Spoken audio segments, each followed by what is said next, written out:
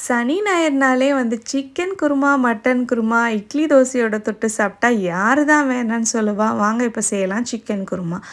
இது செய்யறதுக்கு தேங்காய், பொட்டுக்கடலை, சோம்பு, ஜீரகம், மிளகு, அதுக்கப்புறம் கசகசா, முந்திரி, வரமிளகாய் இது எல்லாத்தையும் நல்லா அரைச்சிட்டு வந்துடலாம். ஒரு ப்ரெஷர் குக்கரில் எண்ணெய் ஊற்றிட்டு நெய் ஆட் பண்ணிக்கோங்க. நெய் சூடான பிறகு நம்ம பட்டை, கிராம்பு, லவங்கம், பிரியாணி இலை, சோம்பு, பெரிய வெங்காயம், பச்சை மிளகா இது எல்லாத்தையும் சேர்த்து நல்லா வதக்கிடலாம். இது கூட இஞ்சி பூண்டு விழுதையும் சேர்த்து நல்லா பச்சை வாசனை போகிற வரைக்கும் வதக்கிட்டு 2 தக்காளியை பொடிசாக நறுக்கி ஆட் பண்ணிக்கோங்க. இப்போ நம்ம வாஷ் பண்ணி வச்சுருக்கிற 1 கிலோ அளவுக்கு சிக்கனையும் சேர்த்து நல்லா வதக்கிடணும். இது கூட வந்து 1/2 டீஸ்பூன் அளவுக்கு மஞ்சத்தூள் நம்ம போட்டு நல்லா மிக்ஸ் பண்ணி விட்டுட்டு இது கூட வந்து நம்ம சிக்கன் மசாலா சேர்க்க போகிறோம். எவரெஸ்ட் பிராண்டோட சிக்கன் மசாலா தான் நம்ம யூஸ் பண்ண போகிறோம். இதுக்கு எந்த விதமான மசாலாவும் தேவையில்லை, இது மட்டுமே போதுமானது. செம்ம டேஸ்ட்டாக இருக்கும், கண்டிப்பாக ட்ரை பண்ணி பாருங்கள்.